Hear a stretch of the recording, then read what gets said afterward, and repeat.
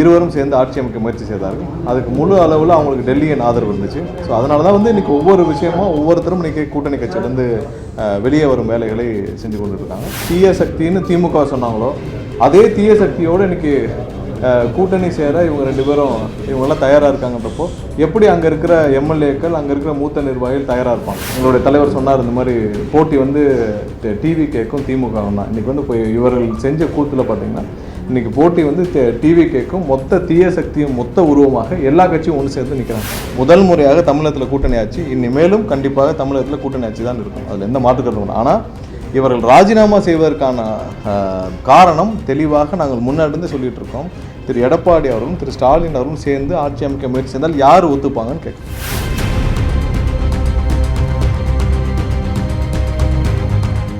அனைவருக்கும் வணக்கம். சற்று நேரத்துக்கு முன்னாடி தான் வந்து ஐயா காதர் மைதீன் அவர்களுடைய பேட்டி பார்க்க முடிஞ்சது. அதாவது அதிமுகவும் திமுகவும் ஒன்றாக சேர்ந்து ஆட்சி அமைக்க முயற்சி செய்தார்கள். இதை நாங்கள் வந்து கடந்த ஒரு மாதமாக சொல்லிட்டு வரோம்.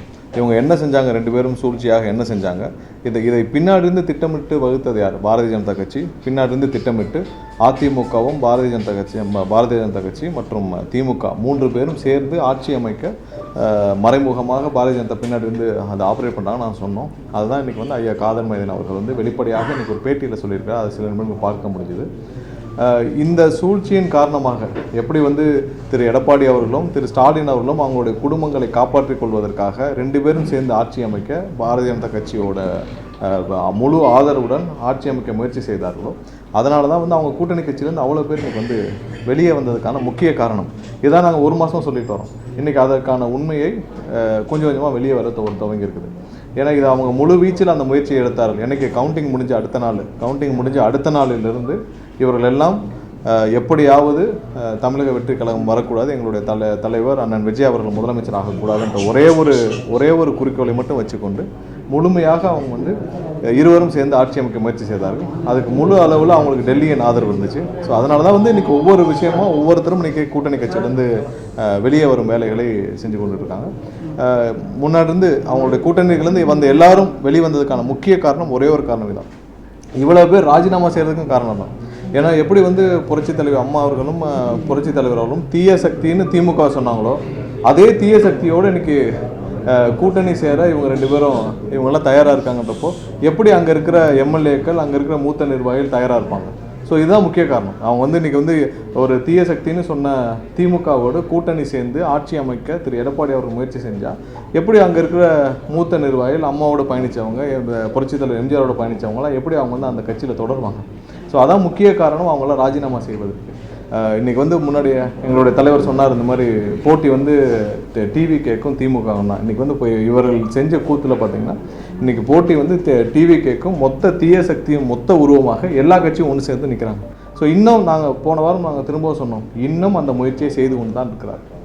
இன்னும் எப்படியாவது குறுக்கு வழியில் ஆட்சி அமைக்கும் முயற்சிகளை திமுகவும் திரு ஸ்டாலின் திரு உதயநிதி மற்றும் திரு எடப்பாடி அவர்களின் மகன் 4 பேரும் ஒரு சில தொழிலாளர்களுடன் சேர்ந்து இந்த முயற்சியை இன்றும் செய்து கொண்டு தான் இருக்கிறார்கள்.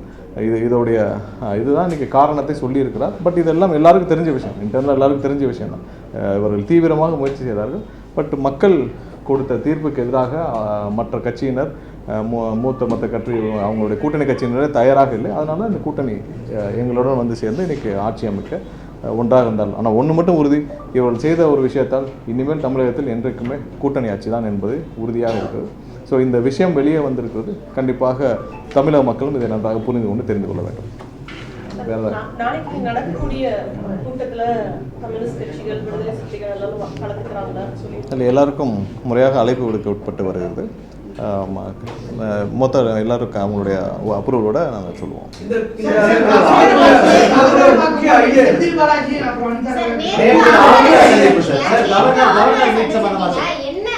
இல்லை, ஆளுநர் சந்திப்பு மற்ற அலுவல் ரீதியாக இப்போ கவர்னருடைய மாளிகையோடைய இன்சார்ஜும் நான் தான். அலுவல் ரீதியாக மற்றபடி ஜென்ரிக்காக அந்த கோர்ட் ஒர்க்கு அலுவல் ரீதியான சந்திப்பு தான், மரியாதை நிமித்தமான சந்திப்பு தான். அதுக்கும் எதுக்கும் சந்தேகம் இல்லை. உயர்கல்வி அமைச்சரும் என்னோட வந்திருந்தார். ஸோ அதனால் அலுவல் ரீதியான சந்திப்பு தான்.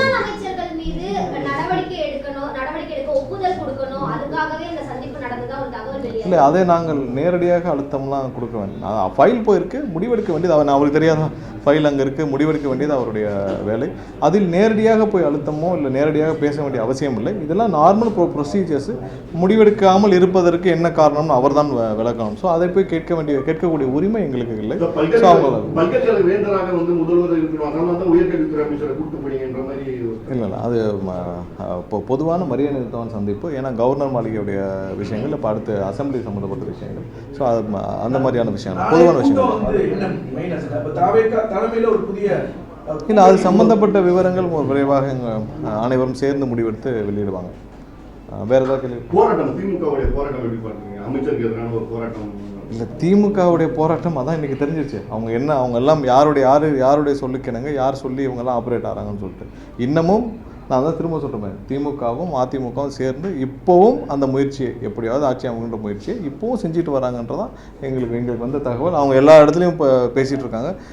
எங்களுக்கு இன்னும் சொல்லப்போனால் பல திமுகவின் மூத்த தலைவர்களும் பல திமுகவில் பழைய இப்போ இருக்கிற எம்எல்ஏக்கள் பலரும் இதற்கு உடன்படாமல் இன்னமும் அந்த மாதிரி ஒரு நிகழ்வுக்கு இவங்க மீண்டும் முயற்சி செஞ்சுட்டே இருக்காங்க. எங்களுக்கு பிடிக்கலை அப்படின்னு சொல்லிகிட்டே இருக்காங்க.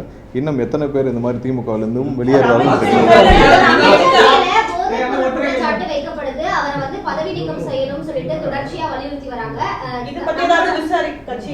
இல்லை அது சம்பந்தமாக அவரே ஒரு விளக்கம் கொடுத்துருக்கிறார். என்னென்ன விளக்கம் கொடுத்துருக்காரு, கண்டிப்பாக அதையும் வந்து கட்சியில் வந்து என்னன்னு சொல்லி பார்த்துட்டு இருக்கோம். அது சம்மந்தம் அவரும் ஒரு விளக்கம் கொடுத்துருக்காரு. இல்லை, அந்த அவர் விளக்கம் கொடுத்துருக்கார். அதை எல்லாரும் பரிசீலிச்சு செக் பண்ணி வேலிடேட் பண்ணிட்டு இருக்கோம். பார்ப்போம்.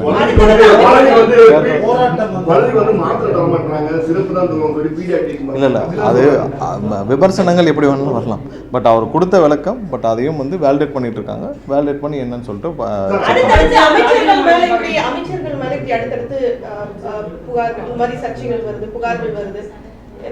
இல்லை வேற எந்த புகார்களும் இல்லையா? இல்லை அவர் கலந்துக்கிட்ட மேடையில் ஒரு சில பேர் அங்கே வந்து நடனம் ஆடி இருக்காங்க. ஸோ அது வந்து அவருடைய கவனத்திற்கும் இல்லாமல் திடீர்னு நடந்துச்சு. அவர் அதை இது பண்ணுறாரு. ஸோ அதெல்லாம் வந்து அவரே அங்கே விளக்கம் கொடுத்துருக்கிறார். சரி, என்னென்னா திடீர்னு ஒரு நிகழ்ச்சிகள் போகிறப்போ அங்கே நமக்கும் தெரியாமல் அந்த நிகழ்ச்சி ஏற்பாட்டாளர்கள் ஒரு சில விஷயத்தை அவங்க செஞ்சுருவாங்க. ஸோ அதை நம்ம தடுக்கக்கூடிய இடத்துல நம்ம இனிமேல் போகிற நிகழ்ச்சிகளில் நம்ம எப்படி நடந்துக்கணும், பொது நிகழ்ச்சிகள் எப்படி நடந்துக்கணும் நம்ம தான் பார்த்துக்கணும். ஸோ அதற்கான ஒரு போதிய இது வந்து அவங்களுக்கும் ஒரு முன்னெச்சரிக்கையாக நடந்துக்கணும்னு அவங்களுக்கு இனிமேல் அந்த அனுபவம் கிடைத்துவிடும். கண்டிப்பாக எல்லாரும் தொடர்ச்சியா ராஜினாமா பண்ணிட்டு வராங்க. இந்த 107 இடத்தை வந்து 118 எதிர்பார்த்துக்கான ஐடியா வருது. எங்களுடைய கூட்டணி கட்சியின் முழு ஆதரவு 120 எம்எல்ஏக்கள் எங்களுக்கு முழு ஆதரவோட நாங்கள் எல்லாம் ஆட்சி அமைச்சிருக்கோம். கூட்டணி ஆட்சியாக இருக்குது. முதல் முறையாக தமிழகத்தில் கூட்டணி ஆட்சி. இனிமேலும் கண்டிப்பாக தமிழகத்தில் கூட்டணி ஆட்சி தான் இருக்கும். அதில் எந்த மாற்று கருத்தும் இல்லை. ஆனால் இவர்கள் ராஜினாமா செய்வதற்கான காரணம் தெளிவாக நாங்கள் முன்னாடி சொல்லிட்டு இருக்கோம். திரு எடப்பாடி அவர்களும் திரு ஸ்டாலின் அவர்களும் சேர்ந்து ஆட்சி அமைக்க முயற்சி செய்தால் யார் ஒத்துப்பாங்கன்னு கேட்குறோம். இவர் 2 பேரும் சேர்ந்து ஆட்சி அமைக்க முயற்சி செய்தால் யார் ஒத்துப்பாங்க? யாராவது அவர்கள் வீட்டில் இருக்கிறவர்களே அவர்கள் கட்சியில் இருக்கிற அடுத்த கட்ட தலைவர்களே யாரும் ஒத்துக்கலையா? இது ஒரு காரணம் தானே எல்லாரும் வெளியேறது காரணம். அதிமுகலேருந்து ஒரே நாளில் அவ்வளோ எம்எல்ஏக்கள் வெளியேற முக்கிய காரணம் என்ன? இவங்க 2 பேர் சேர்ந்தால் எப்படி போய் மக்களை சந்திப்பாங்க? இந்த 2 குடும்பமும் அவங்களுடைய சொத்துக்களை காப்பாற்றிக்கிறாங்க. திரு எடப்பாடி அவர்கள் குடும்பமும் திரு ஸ்டாலின் அவர்கள் குடும்பமும் சொத்துக்களை காப்பாற்ற இந்த வேலையை செய்கிறாங்க.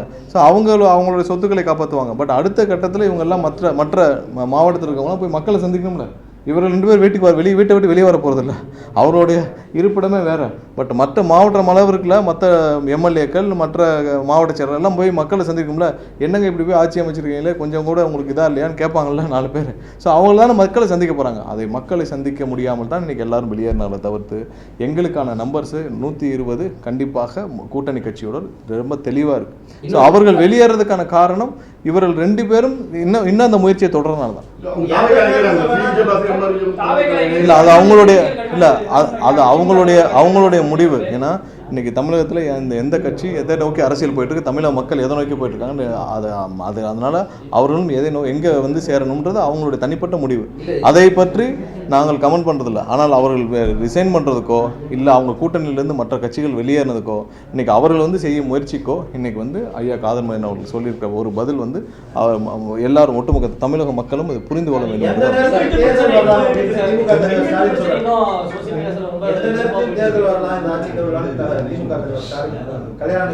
அதுதான் சொல்றேன், அவர்கள் இன்னமும் அந்த முயற்சியை செஞ்சுட்டு இருக்காரு. திரு ஸ்டாலின் அவர் சொல்வது என்னன்னா, இன்னமும் எப்படியாவது குதிரை பேரத்தின் மூலமாக யாரையாவது பர்ச்சேஸ் பண்ணி பல லட்சம் கோடி பல ஆயிரம் கோடி பணத்தை வைத்திருக்கும் இருவரும் சேர்ந்து எப்படியாவது ஆட்சி அமைக்க முடியும் என்று இன்னமும் முயற்சி செய்து இன்று காலை வரை இந்த நொடி வரை முயற்சி செஞ்சுக்கிட்டு தான் இருக்காங்க.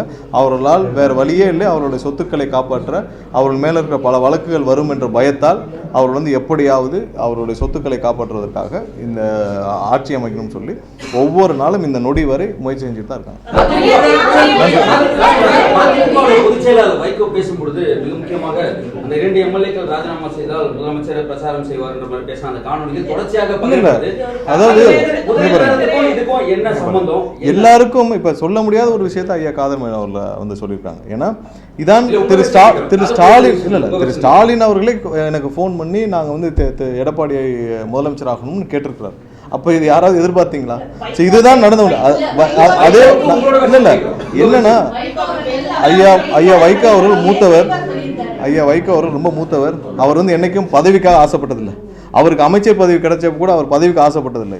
அவர் 2004 அவர்களுக்கு கிடைச்ச எம்பி பதவியும் சேர்த்து திரு கலைஞர் அவர்கள் திரு கருணாநிதி அவர்கள் அதையும் சேர்த்து பேரம் பேசி அவங்க கட்சிக்கு மினிஸ்டர் வாங்கிட்டு போயிட்டார். அப்போ இருந்த காங்கிரஸ் ஆட்சியில் என்னைக்கும் ஆட்சி அதிகாரத்துக்கோ இல்லை மந்திரிக்கோ இல்லை பெரிய பதவிக்கோ ஆசைப்படாத ஐயா வைகோ போன்றவர்களை இவர்கள் இத்தனை நாள் இதெல்லாம் சேர்த்து தான் இவங்க வந்து பதவிக்கு வந்தாங்க. ஆனால் இன்னைக்கு மக்கள் தீர்ப்புக்கு எதிராக திரு ஸ்டாலின் அவர்கள் யோசிக்கும் பொழுது அனைவரும் அவர்களுடன் இருந்து பயணிக்க முடியாமல் வெளியேறாங்க. இதான் முக்கிய காரணம். அவர்கள் என்னைக்கும் வந்து ஐயா வைகோ வந்து என்னைக்கும் பதவிக்கு வேணாம், பெரிய மினிஸ்ட்ரி வேண்டாம், அவர் முதலமைச்சரே கொடுத்திருந்தாலும் அவருடைய பாதையில் அவர் பயணிக்கக்கூடியவர். அவர் அதெல்லாம் அவருக்கு இன்னைக்கு முடியாத காரணம் திரு ஸ்டாலின் அவர்கள் இன்றளவும் அவர் வந்து அதிமுகவோடு சேர்ந்து பாரதிய ஜனதாவுடைய மறைமுக பாதுகாப்போடு இன்னைக்கு வந்து ஆட்சி அமைக்க முயற்சி செய்வதால் தான், அந்த முயற்சி நடப்பதால் தான் யாரும் நியாயமாக நேர்மையாக அரசியல் செய்யும் யாரும் அவருடன் பயணிக்க விரும்ப மாட்டார்கள். அவர் வந்து 2004 இவங்க எம்பியும் சேர்த்து திரு கலைஞர் அவர்கள் வந்து பேரம் பேசி அவருக்கு எம்பி மினிஸ்டர் வாங்கிட்டு போனார். அதையும் பார்த்து விட்டு பேசாமல் தட்டி கொடுத்துட்டு எங்களுக்கு பதவி வேண்டாம், இது வேண்டாம், அமைச்சர் வேண்டாம், நாங்கள் மக்களுக்கு சேவை செய்தால் மட்டுமே போதும் இருக்கிறவர் ஐயா வைகோ. அவர் என்னைக்கும் பதவிக்கோ பணத்துக்கோ ஆசைப்பட்டது. அவர் வெளியேறதுக்கு முக்கிய காரணம் இவர்கள்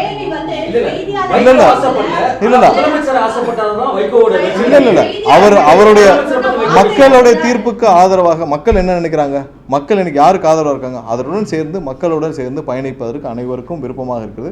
இன்னைக்கு மக்கள் தீர்ப்புக்கு எதிராக செயல்படும் இவர்களோட யாரும் செல்ல விரும்பவில்லை. அதான் முக்கிய காரணம். அதனால யாரும் இந்த மாதிரி முயற்சி செய்யும் கடைசியில் இந்த 2 பேரும் தனித்து நிற்பாங்க. திரு ஸ்டாலினும் குடும்பமும் எடப்பாடி குடும்பம் தனித்து நிற்கும். இன்னும் 2 வருஷத்துல பாருங்க 2 பேரும் மொத்தமாக கட்சியை பாஜகவோட அனுப்பிச்சிட்டு 2 ஆளுக்கு ஒரு மந்திரி சீட்டு வாங்க போறாங்க. ஆளுக்கு ஒரு கேபினெட் மினிஸ்டர் வாங்கிட்டு போனோம் ஆச்சரியம் இல்லை. ஏன்னா அவங்க கட்சி மொத்த கட்சியும் இன்னைக்கு காலியாயிருச்சு. மொத்த கட்சியும் இன்னைக்கு யாருமே இல்லை. அப்போ மொத்தமும் வந்து இன்னும் 2 வருஷம் கழிச்சு கட்சியை நடத்த முடியாமல் பாதுகாப்பு அவங்களுடைய குடும்பத்திற்கு பாதுகாப்பு இருந்தால் மட்டும் போதும். ஏன்னா நிறைய எக்ஸாம்பிள் இருக்கு. நிறைய நார்த்தில் நிறைய கட்சி இந்த மாதிரி ஆயிடுச்சு. கடைசியில் போய் ஒரு கேபினெட் மினிஸ்டர் வாங்கிட்டு போன காலங்கள் இருக்கு. நிறைய பழைய கட்சிகள் நிறைய இருக்கு. அதே மாதிரி தமிழ்நாட்டிலும் திரு எடப்பாடி அவர்களும் திரு ஸ்டாலின் அவர்களும் வீட்டுக்கு ஒரு கேபினெட் மினிஸ்டர் வாங்கிட்டு 2 வருஷத்துல போறாங்களா இல்லையா மட்டும் பாருங்க. நன்றி.